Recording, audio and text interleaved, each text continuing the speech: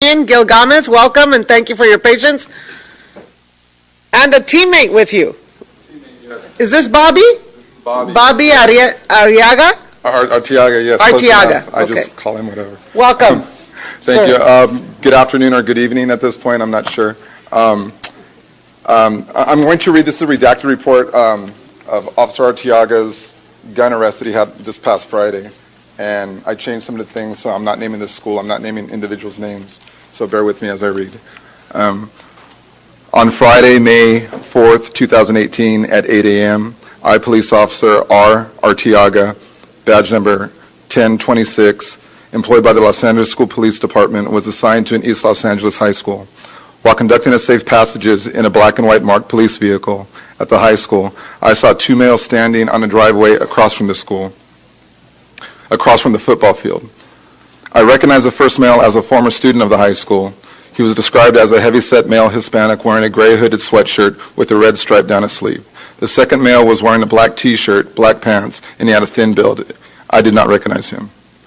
As I continued to observe the two males, one of the males started staring at our students as they walked to school in an intimidating manner. As they walked past the property, the males looked in my direction and then walked into the house out of sight. Further, the home is a known gang home where gang members live and is a nuisance to the community. Due to the heavy pedestrian and vehicular traffic, I continued my safe passages by driving on the perimeter of the school. When I returned to the location, I was flagged down by a female adult employee of the high school who reported that a possible fist fight was about to occur. I maneuvered my police vehicle through the vehicular traffic and responded to the area. I was flagged down a second time by a female adult, possibly a parent, as she said in Spanish, El gordito tiene un pistola, which roughly translates to the chubby guy has a gun. As I approached the area, I saw the same former student who was standing on the driveway at the location. When the former student and I made eye contact, he walked into the front yard. I immediately drove to the front of the house. When I arrived, I saw the subject bend behind a green freezer and place an unknown item behind the freezer. I immediately exited my police vehicle to determine if the subject was the chubby guy in possession of the gun or possibly in the fist fight. The subject walked out of the front yard. I asked the subject what he was doing, and the subject said, "Nothing, I'm on probation." At that time, the subject was approximately 15 feet away. I told the subject to lift up his shirt so I could check his waistband to see if he had any concealed firearms, due to the description the parent gave me. The subject complied and lifted his shirt. I did not see any firearms in his waistband. I decided to check behind the green freezer to determine what the subject placed behind it.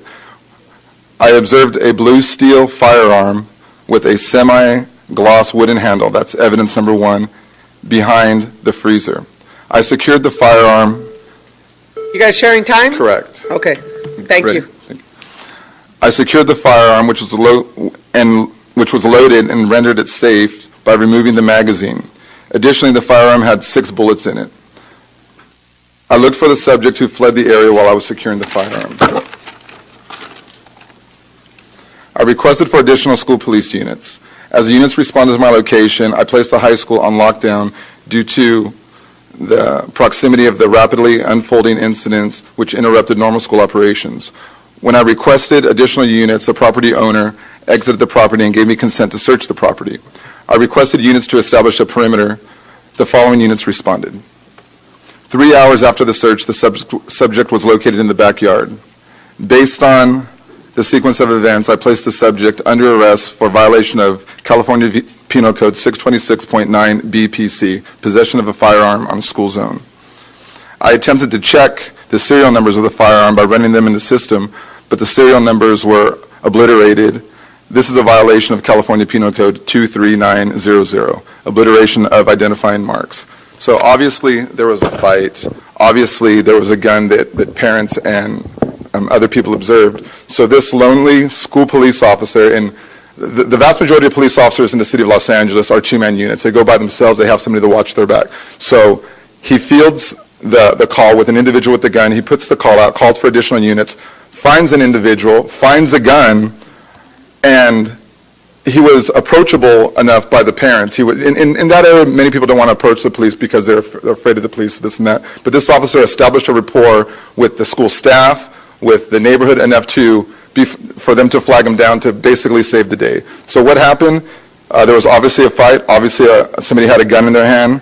A single officer unit obviously went, found the individual. No other classification in LA Unified has this task. No other classification in LA Unified is supposed to see somebody with a gun, put themselves in harm's way, go at it by himself, his or herself.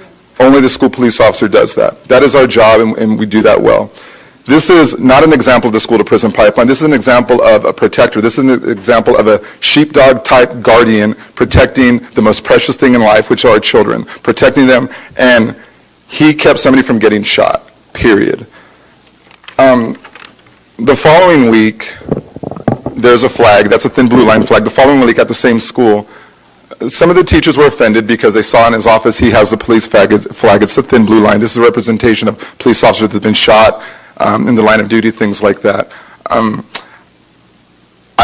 He was very professional. I told the teachers, I told the officers, I told the teachers, if they like to sit there and have an open forum in regards to the thin blue line flag, by all means, let's do it. Let's have a conversation about it. We're not offended by it, but this is something that helps keep us safe. He has that, and he has St. Michael the Archangel. So thank you very much. Thank you, sir.